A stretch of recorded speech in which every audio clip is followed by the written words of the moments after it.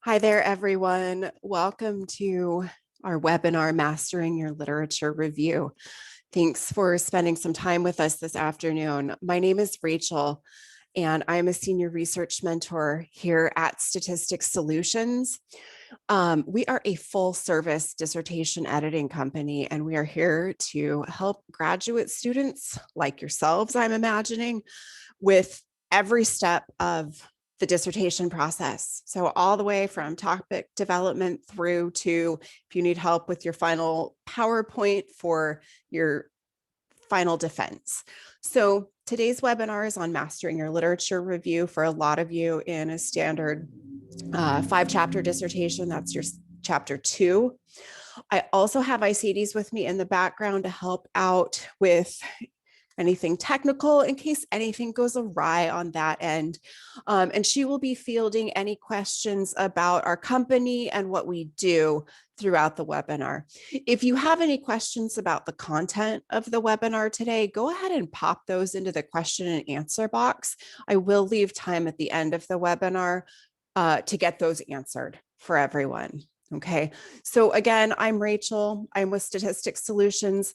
You will see our contact information throughout this webinar. And then again, at the end, you will also be receiving a copy of the recording of the webinar and the slide deck.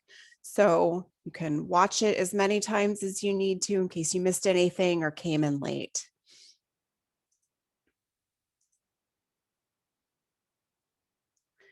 So this is an overview of what should go into your literature review. Okay, so each of the major sections. And so these are the sections that we see most commonly in a dissertation. This is kind of a compilation pulled from different schools, clients that we've worked with over the years. So if you are really struggling, with what to include in your literature review, this is a really good starting point. Now, the caveat is always that we want to make sure that you default to your school first. Okay, so a lot of times we end up working with clients who aren't quite getting that support that they need in terms of the what do I even put into the literature review. So if that's the case, if you get all of these sections into that chapter 2, you're going to be in really good shape. Okay, so we'll touch on each of these sections in turn throughout the webinar, but these are the main components of your literature review. The literature review is an opportunity for you to present an overview of sort of the state of the current research in your field related to your topic. Okay, and ultimately, it's going to provide the support for your argument why your research is needed. So there's some summary to the literature. There's some summarizing of the literature, but there's also critical analysis of the literature in here as well. And so we'll talk about what that looks like, in the webinar coming up. So the main thing to remember is, here you're making the case for your study. So ultimately, you want to show what's been done and what hasn't been done to identify those gaps in the literature, the limitations of the research that's come before yours in order to build this argument for your own. So again, if you have each of these sections in your literature review, you're going to be in really good shape, but always default to what your school is asking for. If they have a specific template, go ahead and use that. If you can't find a template for your school, we do have them available on our website at statisticsolutions.com. So we have a whole host of other resources there as well. But if you're just looking for a chapter 2 template, it's there. Okay. And the other thing that I would recommend is that it's also a good idea to have an example or two of what other students from your school have done for their dissertation. So a couple of completed dissertations from your school so that you can see what that looks like. Those can be really helpful for, modeling what you need to include in your lit review. So in the introduction, just like you will probably have in every chapter of your dissertation, you want to preview the chapter. Okay. It's a good idea to, I always say, hold the reader's hand as you move through your dissertation. There are no surprises. Okay. So that research purpose, the statement of the purpose that you have identified in your introduction chapter, you're going to restate that in the introduction here. Okay. Remind the reader. Always think holding their hand, pulling them along through your dissertation. So restate the purpose. And when I say restate the purpose, I mean verbatim, word for word, exactly as you have it written in your first chapter of the dissertation.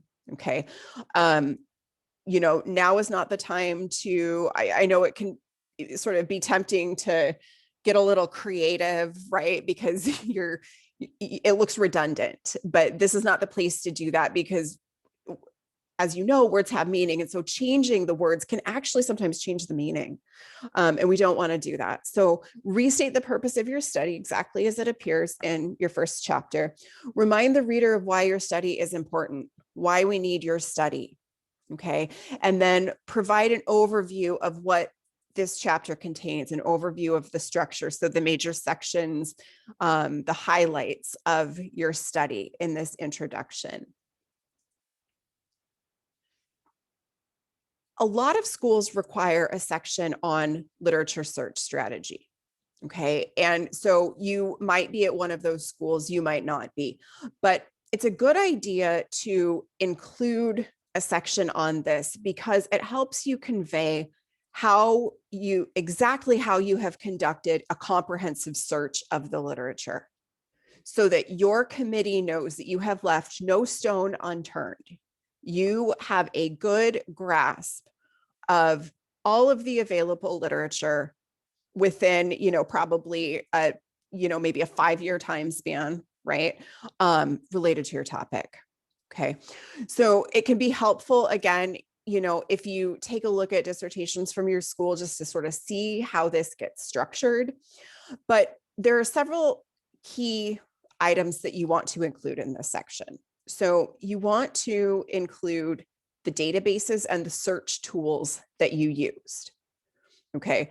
So if there are any websites that pull in aggregate, so things like Google Scholar, right, where it searches through a lot of different journals, anything through your school's library, okay, all of those databases you want to list very clearly. Again, we're always sort of thinking in terms of replicability, and someone needs to be able to come along and, they know exactly what you did. They could do it too. So you include all of the databases, any search tools that you used. Okay. So websites like Google Scholar, any specialized journals that you searched through. You also want to list key terms and any combinations of those terms that you used to search. And so those ultimately will correspond to the major components, the major topics of your dissertation. So any variables, other factors, concepts of your study.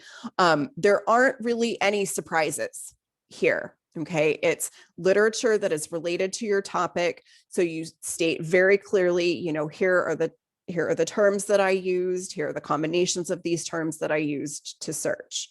Again, so someone could come along and do exactly the same thing and they understand exactly how you did what you did. You want to also include if you filtered your search in any way. Okay. Were you looking through journals that were in English language only? Okay. Full text journals. Okay. Most schools will require that you search within the last 5 years. So that would be a filter that you would mention in this section of your literature review. Okay. The bulk of what you will include in your literature review is academic peer-reviewed studies. Books can be helpful and they can be okay, but you want to use these very sparingly. They are not considered peer-reviewed in the same way as academic journal articles are. Okay. This is also not the place for websites. of course, are always exceptions to the rule. Maybe your study is health related, and so you need to cite something on the CDC website, and so that would be something that would be an acceptable use. But we're looking at peer-reviewed journal articles. Okay, that should be the bulk. And again, 5 years, this 5-year window. So right now we're looking at 2016, which feels like it was just, last year, just a couple of years ago, but yeah, it was 5. That's the most common, okay, for what you should be searching. Some schools are even more narrow though. So it might be 3 years. Okay, you want to always default, always check with your school to make sure that you are working with their specifications. Okay, but this guidance can really help as a starting point. You'll include a section on the theoretical framework or the conceptual framework. Okay, again, make sure that you're working with your school's template, that you know their requirements. But this is often something that you have maybe talked about, discussed a little bit in your introductory chapter. Okay, and this is the place where you really expand on that. And so in this section, you want to talk about who developed the theory, in what year did they develop it, and why was that theory developed, to explain what. Okay, so if there are other components of the theory that, any components that relate to your study, you want to define and discuss those. Okay, you need to be able to describe how others have used this theory. So not just the person or people who developed the theory, but how other researchers along the way have used the theory as well, and how all of this connects to your study. Okay, why is this theory what you are using to guide and explain your research, what it is you're studying? Okay, remember, think about sort of building this argument. Okay, so you want to really be able to support why you've selected this theory, why it's going to be helpful. Now, a lot of you are probably wondering then what the difference is between theoretical framework and conceptual framework. This is one of the questions that we get asked a whole lot. And so you might see either in your school's template. Theoretical frameworks are more commonly, for whatever reason, associated with quantitative studies. Okay, sort of our working theory is because oftentimes quantitative studies may be able to sort of, one theory might encapsulate the entire study, and this isn't always the case for qualitative studies. Okay, the conceptual framework is more commonly related to qualitative studies. And again, check with your school, check with your department, certainly your reviewer, your dissertation chair, for how they want this section to look, and take a look at examples to see how other students have structured this section as well, and maybe related to your topic. But the conceptual framework can be helpful for qualitative studies, because qualitative studies can be more explanatory. And so what you might need to do for a qualitative study is kind of take a couple of concepts from different theories and put them together to create your conceptual framework. Okay, so those are kind of the real differences that we see when a school asks for a theoretical framework or a conceptual framework. Now, here's the main section of the chapter 2, literature review. Okay, and this can be daunting because it can be long. It can be a challenge to write. It can be difficult. Oftentimes schools have a minimum page requirement for the literature review, and those pages can be a little overwhelming. So, know that going in, but also know that this section is absolutely manageable and doable. And every graduate student who came before you has managed to complete a literature review. It can be done. I think that the key here is really to stay organized, have a plan of attack from the beginning, and stay organized. So one way to do this is to organize and section this overall section based on your major concepts. So if they're the variables in your study, you might organize it that way, but the major concepts that are related to your topic. Okay. This will make it easier to understand, easier to follow along for the reader, but it will also help keep you organized.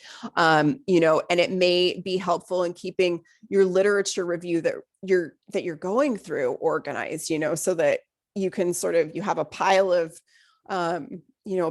literature for one section and another pile or a folder, if you're doing this on your computer, to keep yourself organized. Okay. So section by section, just take it each concept one at a time. Okay. Makes it easier, holds the reader's hand, and keeps things easy for you to organize. For each of these subsections, then you want to provide an introduction. Okay, so each of those concepts or factors or variables that you're including in this larger review of the literature, include an introduction. Okay, so highlight what's coming up in that section, what that section is about.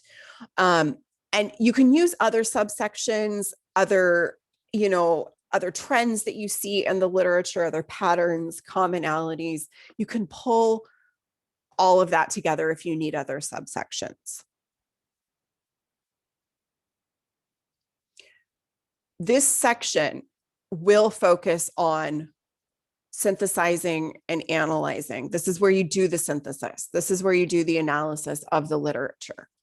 Okay, so when we talk about synthesizing, we're talking about combining parts to form a whole. Okay, for each article that you've read, you do want to include some key information. Okay, so the purpose, the type of study, any variables that are studied, design and analysis, and findings. So those key areas from other studies you want to make note of. Okay, the synthesis is getting all of this combined. And again, take it section by section, get yourself a nice outline so it's organized really well. It'll make your life a whole lot easier, I promise. So to combine these, okay, into the synthesis, what we want to avoid when working on the literature review is presenting an annotated bibliography. Okay. You do not want to present summary after summary after summary after summary. Okay. That's not what the literature review is. Okay. It's not a list. So that, I think, can be one of the most challenging pieces of this, because there is an element of summarization, but that's not the entirety of what you're doing in this section. Okay, so don't list one study after another. What you want to do is look for where the studies are similar, where they're different, where they're in conversation with one another. This person did this and found this. This person did this and found this. Okay, this was different, and this is maybe why it was different. Okay, and this impacts my research because XYZ. Now, as you continue with your review, as you're reading more, you will start to see trends and patterns in the literature that you read. It's impossible to avoid. Okay, all of this will give you a better idea of the whole picture and state of literature on your topic. Okay, remember, you are making the case for your study, why your study is needed. So you need to show what's been done, okay, and identify where the gaps are such that your research has a place in that. It addresses, it fills a gap, something that we need to know, okay? The synthesis occurs at the paragraph level, okay? And you're going to use standard paragraph organization, okay? That sounds silly right now, okay, before you've started it, but when you are writing challenging material, when you're writing a literature review and it feels overwhelming, you get overwhelmed. And when we get overwhelmed, it's very easy to overlook the basics, like paragraph structure. Okay. But paragraph structure hasn't changed. So you can actually take comfort in the fact that this is something that, even though the chapter might be a very different way of writing for you, it might be very different from something that you've written before, at least you know that paragraph structure stays the same. Start with a topic sentence, okay? You include evidence related to your topic. You provide some discussion of that, and then you provide a summary or a transition into the next topic, okay? And so you can see how we've sort of marked each of these sections in the sample paragraph, okay? Topic sentence, evidence related to or discussion of the topic, and then a summary, okay? And so it goes for, even if your lit review is a minimum of 40 pages, and it might be, okay? This is all going to stay the same. Now, the analysis part, I think, is another one where students tend to feel a little bit uncomfortable, you know, kind of the, well, what makes me qualified to comment on someone else's research? Okay. And that is sort of a skill that develops. Okay. You can work on that, but this is the critique component. Okay. And this is where, in the analysis, you need to be able to identify any shortcomings or any weaknesses that might exist in the literature that you're reviewing. Okay. You are a researcher, you are a scholar, and you are allowed to critique the work of others. Okay. Those of you who are suffering from imposter syndrome as you're doing this, and I know that you're out there, I was one of these. You know, and feeling like, who am I to say something about, you know, all of this other amazing research? Well, you are, because you're a researcher now. So I think the more you dive into the research, the more reading you do, the more comfortable you become in doing this. You start to sort of naturally pick out trends and patterns, differences between studies, and then start to be able to identify the gaps that are there. Okay, so you want to make note of all of this. Remember, the focus is building the case for your study.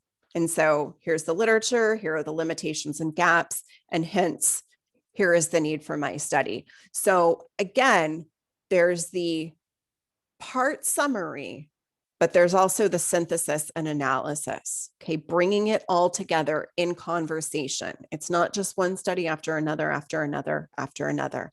They're all talking. What are they saying? And where are people pointing to that shows you're in, that says, we need your research, okay? So in the summary section, you do want to recap sort of the major takeaways, okay? You know, part of this is kind of talking about what you talked about in the chapter, but you don't want to just list what you covered. So focus on the highlights here. You know, if someone only had your summary to read to be able to understand where your study's headed, what would they need to know? Okay, what's the elevator speech, right? So include that here. What is that information? What are the key takeaways? So think, again, always about holding the researcher's hand, reiterate the problem and the purpose, okay?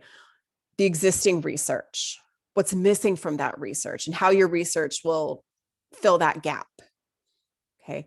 And if you can do that, you've got a solid literature review, Okay.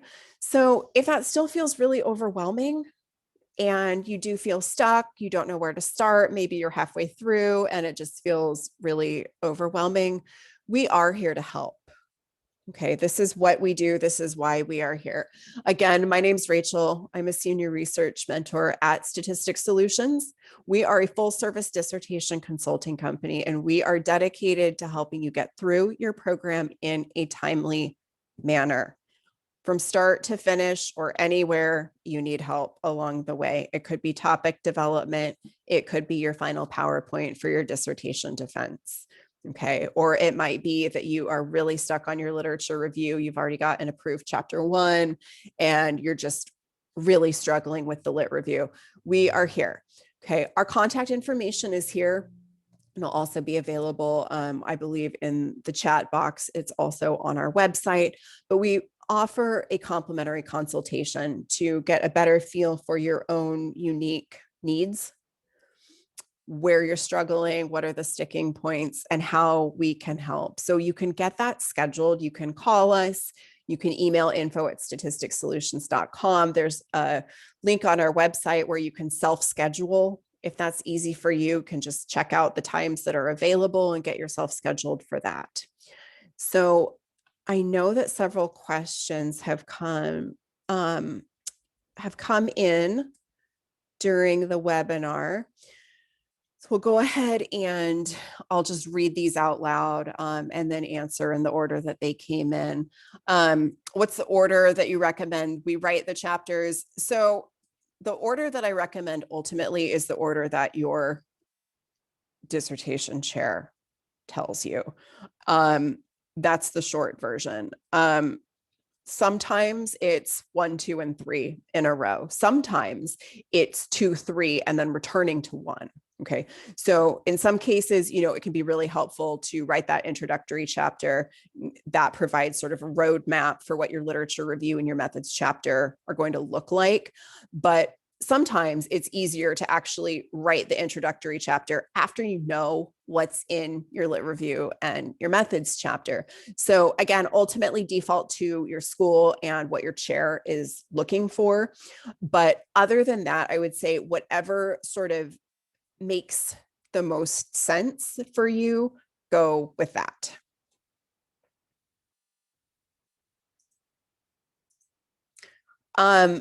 Another question about terms or combination of terms. What if you have hundreds of search combinations? That feels like a lot of search combinations if there are hundreds. So probably my suggestion there would actually be to narrow it down a little bit more and see what you can do with that. Otherwise, maybe it's a matter of sort of the real key important search terms. But if there are hundreds, that is not something that I typically see.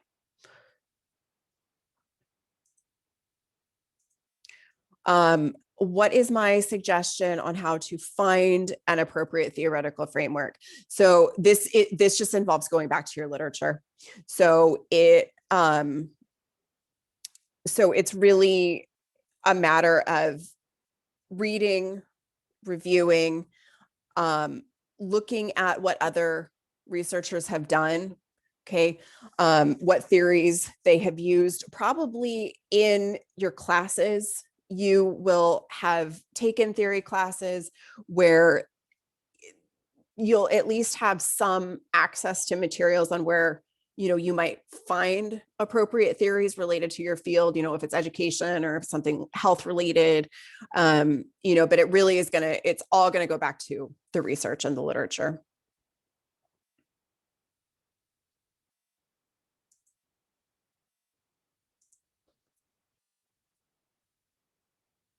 Okay, the next question is, in the lit review, you say to use only theories you've selected to support your qualitative study, but then you're leaving out a huge component of the lit you've encountered. How do you rectify this in the dissertation? I'm not entirely sure what you mean. I definitely didn't say to use only the theories that support the study. If it is appropriate to talk about other theories, other ways that researchers have conceptualized your topic, then that would be another section of the lit review. This is just pulling out either the theory or the conceptual framework that you would be using for framing your own study. Okay, so there's not leaving out a huge component. You're still talking about it. It's just separating it out, organizing it differently. Let's see. I think I did answer this one. Should you set your lit review chronologically or thematically? So generally by theme.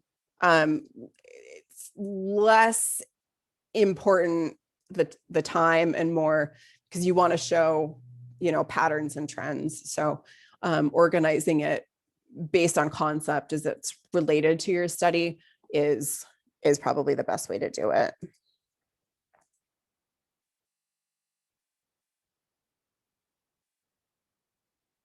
Let's see.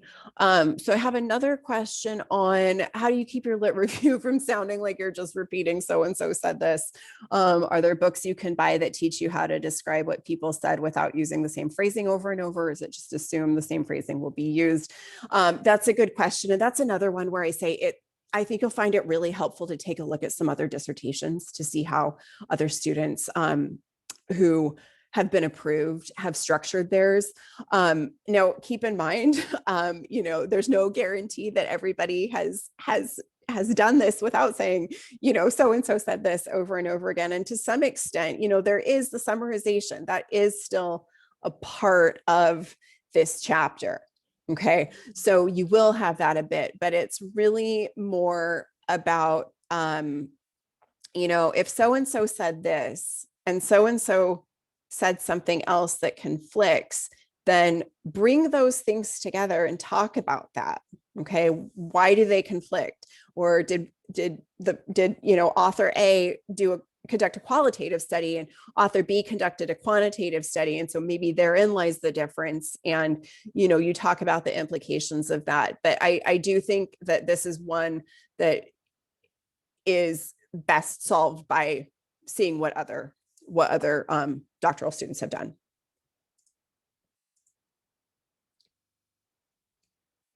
I have a question on, should you do the literature review before or after the data collection? If you did it before, would this bias you in interpreting or analyzing data collected?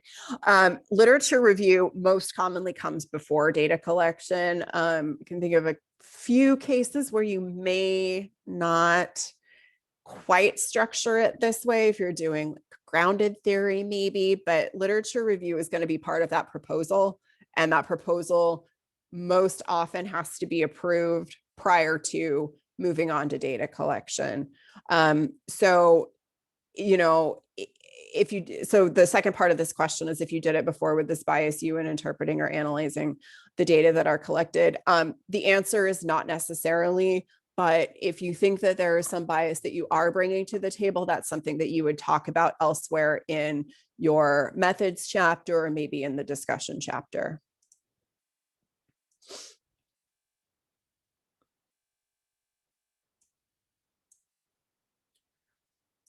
So the next question is it okay to write copiously from one journal you find pivotal? How often do I need to refer to other writers confirming or denying the claims in such an article? I think maybe you mean in such a journal. So if it's one journal, and it's highly relevant to your topic, you are probably going to use it quite a lot, but you do need a variety. You do need, because the purpose for this is, again, making the claim for your research, but you are also showing your committee and your reader that you are familiar with all of the research related to your topic. And so pulling from one journal to the exclusion of others is not going to help you with either of those purposes.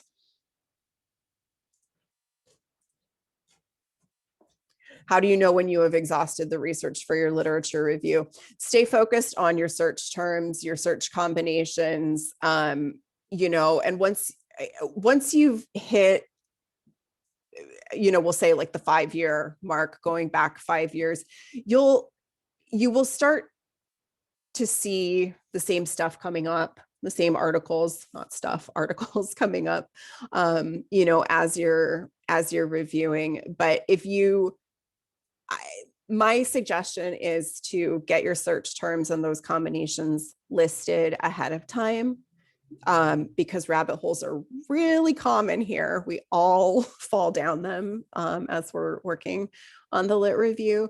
So stay really focused, stay close to those, and just go with those.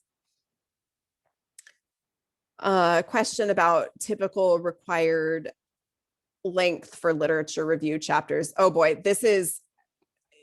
this absolutely varies. You know, I can't say. I have seen, you know, reviewers, committees who have wanted no fewer than 40 or 50 pages for a lit review.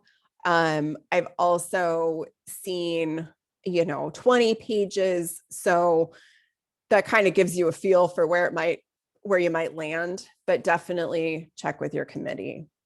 But that's kind of what you can prepare for.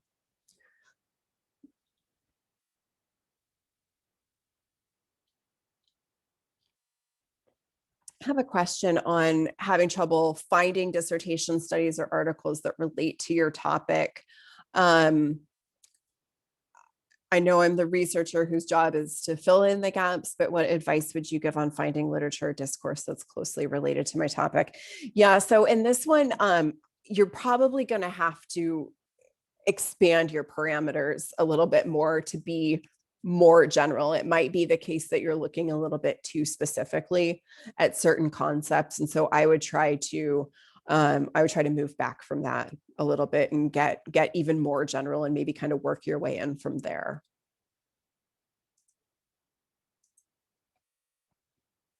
Yeah, and so the next question is if there's not much lit on your topic. I think I just answered that one, you know, kind of peripheral research, or just sort of scale it back to be more general. I have a question about data mining, and I don't know enough about that to be able to answer that. I'm really sorry. We do have quantitative webinars that are available. If you go to our website, you can get yourself signed up for that. And one of the specialists who works specifically with quantitative research might be able to address that a little bit better for you.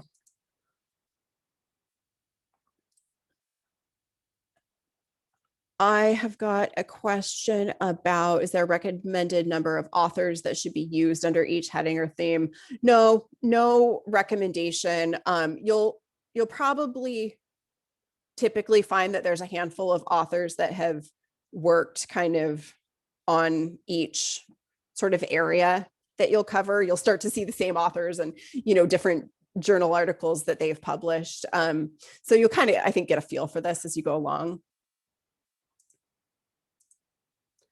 I have another one about how many references are considered appropriate for a literature review. And again, it's just, you know, that's a tough one to say because schools are different. There are different requirements. You know, so that's, yeah, that's tricky.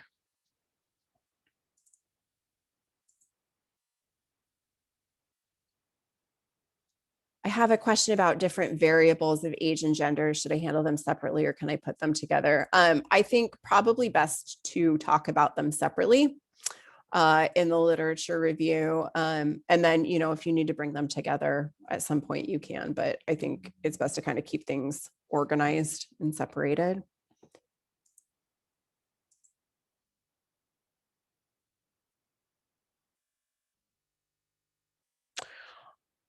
Oh, yeah. So another good question about sort of the 3 to 5 year range. When you do literature reviews and keep it very contemporary within 3 to 5 years, are we supposed to keep it this way when publishing? Why do you see articles with lit referencing back to the 1800s or so? Right. So, you know, we certainly recognize that there's a lot of research that's been done on our topics that has occurred before 2018 or 2016, right? That just seems like yesterday. And often some of this research has been conducted for a really long time, theories that are still in use today because they're good, they're solid, they have, important explanatory power, were developed quite a long time ago, maybe in the 1800s. So these are more considered seminal works. And there is usually an allowance in the dissertation for such, such articles or books, so if it's a really foundational piece that's just absolutely key to, your discipline and your topic, and it was published more than 5 years ago, it's absolutely appropriate to include that. And that's for the dissertation as well as if you are writing journal articles based on that. But that's why you see some of those older references. Advice on use of footnotes and endnotes in the literature review or in the entire dissertation. My advice is to follow whatever your school's style guide is, because that will be what specifies whether you use footnotes or endnotes or anything else like that. Can I recommend any books? I can't think of them offhand, but really, I think any search for books on literature review, I know that they're out there, will, I think, be helpful for sort of showing you how to structure it. But again, I really do recommend looking at what others have done.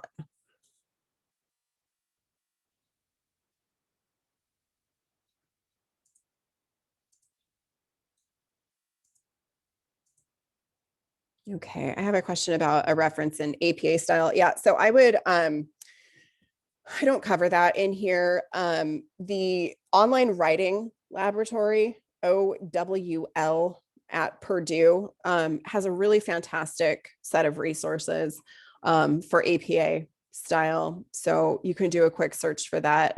They can show you sort of what APA style guidelines are for a web source.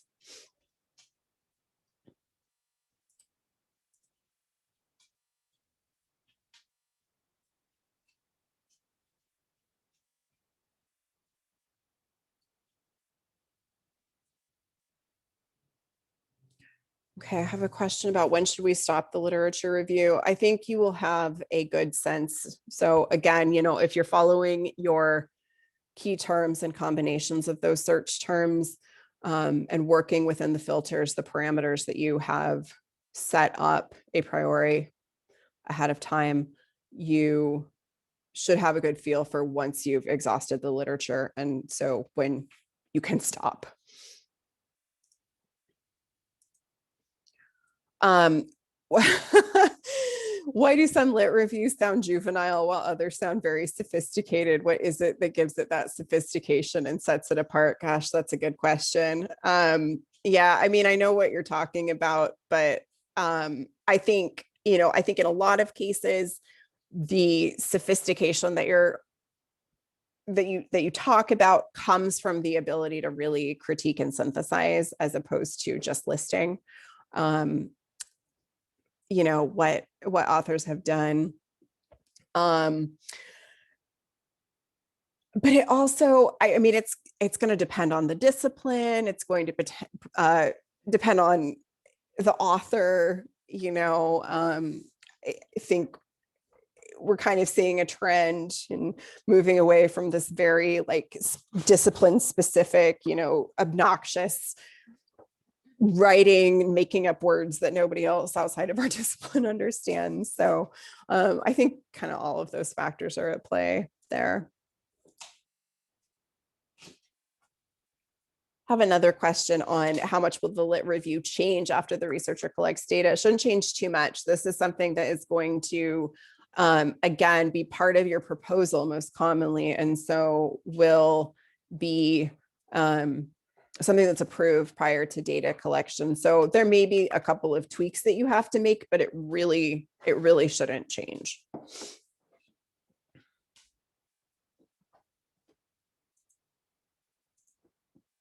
Okay, I have someone just chiming in here that their lit review was more than 30 pages. Yeah.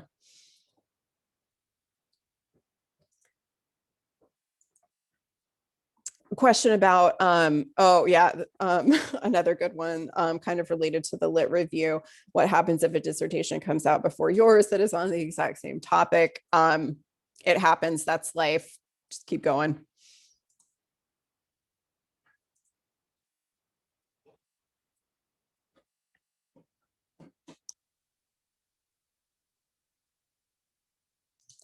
So I have some questions about costs, and that's something that we can that again, I encourage you to schedule a consult, because this is going to vary depending on what, sort of your own unique needs.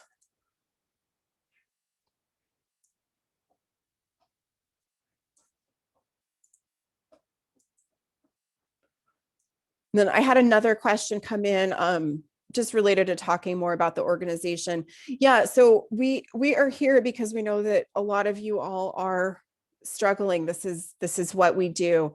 You can think of us as sort of a mentor or a co-pilot to be by your side, providing support. We have all been through the process, so we know what it takes. We know where it is challenging.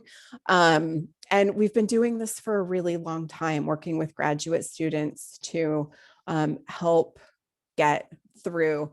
So we take a really team-based approach to your research and your project. So if you come in and you're looking for help with sort of the entire chapters 1 through 5, you would have a research mentor who helps out with the introduction chapter, the literature review chapter, and the discussion chapter. And then you would probably have another mentor who would work with you on your research methods and your analysis, your results chapters.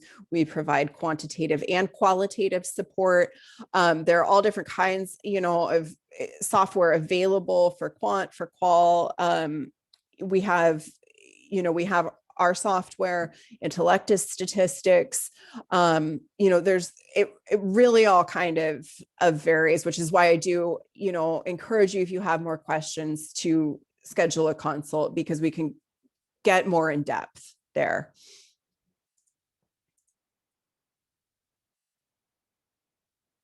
What is the best way to narrow down on a topic to find the research gap? Read and research. It really comes down to just continuing on, making sure that you're really familiar with the research that's out there. I have another question on how many references, are acceptable for lit review. And I answered this kind of as best I could just a little bit ago, but it really depends, is the answer. It's going to be a long section. It will probably include dozens of references.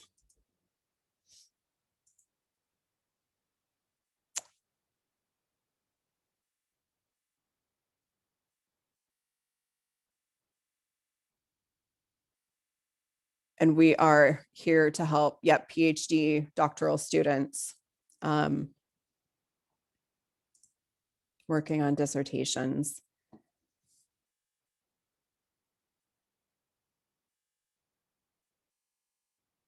If you don't have access to, okay, I have a couple more questions that have just come in. So how should we handle not having full access to articles that are very closely related to your research? Should we include what we can from abstracts or just leave them out?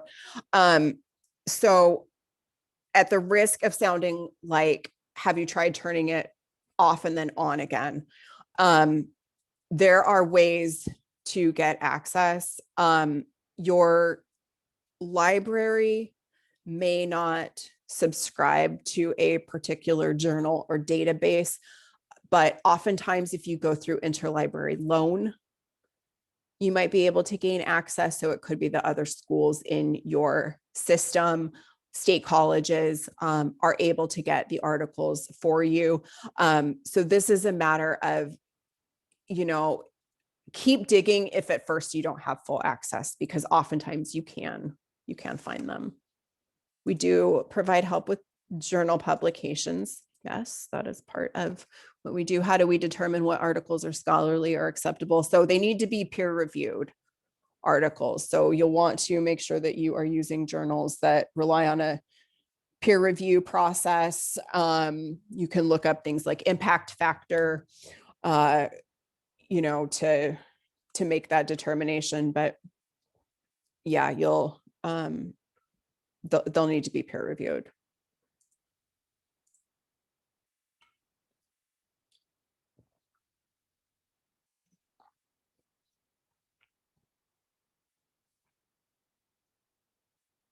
All right. I don't see any other questions coming in. Thank you all for joining me this afternoon. Again, don't forget to visit our website, statisticsolutions.com. We have a ton of resources available there. That is where you can get scheduled for a complimentary consultation. So we can talk to you more about your own needs for your dissertations. Take care, everyone. Bye-bye.